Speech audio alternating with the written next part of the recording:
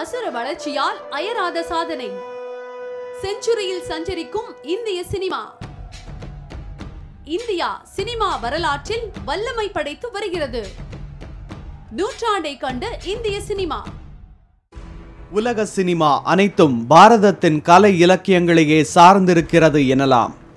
இன்றைக்கு உலகின் மிகச்சிறந்த சினிமா தொழில்நுட்ப நிபுணர்களை உருவாக்கிய பெருமை இந்திய சினிமாவையே சாரும். உலக சினிமாக்கள் அனைத்தும் இந்திய சினிமாவில் அடங்குவது வெகு தொலைவில் இல்லை. அதற்கு மிகச்சிறந்த எடுத்துக்காட்டு சமீபத்தில் இந்திய கலாச்சார கதைகளை அடிப்படையாக கொண்டு தயாரிக்கப்பட்ட the life of Pi, Avatar போன்ற திரைப்படங்கள் இதற்கு மிகச்சிறந்த எடுத்துக்காட்டாகும்.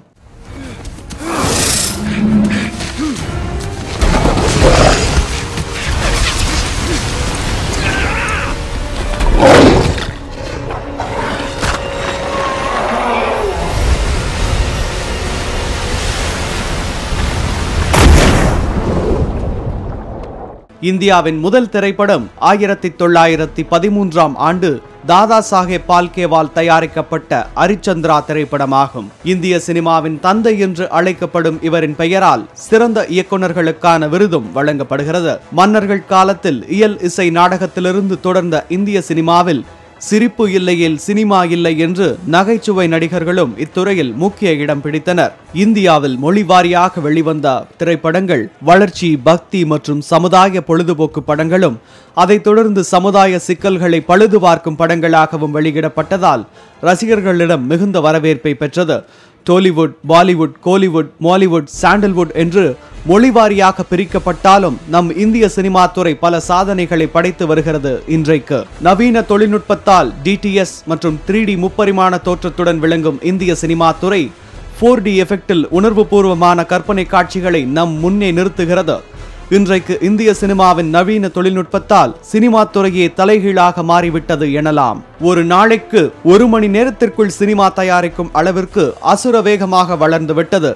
இத்துறைக்கென்றே தனி கல்லூரிகள், தொழில்நுட்ப யுக்திகள் என்று தனக்கென்று தனி முத்திரையை பதித்து வருகிறது.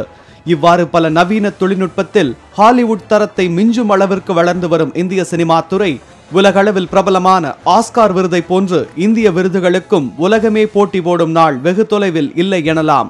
3000 ஆண்டுகளுக்கு மேல் இசைத்துறையில் இணையில்லா சாதனை படைத்து வரும் நம் நாட்டின் இசையமைப்பாளர்களையே ஆங்கில படங்களுக்கு இசையமைக்க அழைக்கிறார்கள் என்றால் பார்த்து கொள்ளுங்களேன். உயரிய விருதாக போற்றப்படும் ஆஸ்கார் விருதை பெற்ற முதல் இந்தியர் இந்தி திரைப்பட இயக்குனர் சத்யஜித் ரே. இப்படி எட்டாக்கணியாக காணப்பட்ட இவ்விருதுகளை நம் இந்திய திரைப்படங்கள் பெறுவது சாதாரணமான ஒன்றாகிவிட்டது இன்றைக்கு. அண்மையில் ஆஸ்கார் விருதை பெற்ற தமிழகத்தைச் சேர்ந்த AR ரஹ்மானும் கேரளாவைச் சேர்ந்த ரிசில் பூக்குட்டியும் உலகே பாராட்டியது எனலாம்.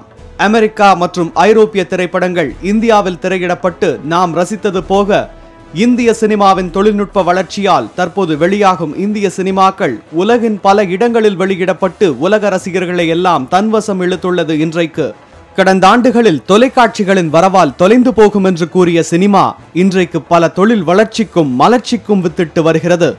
இந்திய சினிமாவில் கால் பதித்து ரசிகர்களால் ரசிக்கப்பட்ட பல அரசியல் தலைவர்கள் நல்லாட்சியை நடத்தி உலகமே போற்றும் அளவிற்கு வாழ்ந்து வருகிறார்கள். இன்றைக்கும் இதை நாம் கண்கூடாகவே காண்கிறோம். நம் தமிழகத்தில் இந்திய சினிமா இப்போது கண்டது ஒரு நூற்றாண்டு வளர்ச்சி அல்ல, இன்னும் பல நூற்றாண்டுகளை காண இந்திய சினிமாவை வாழ்த்துகிறது லோட்டஸ் தொலைக்காட்சி. லோட்டஸ் செய்திகளுக்காக நாகேஸ்வரி சவுந்தரராஜன்.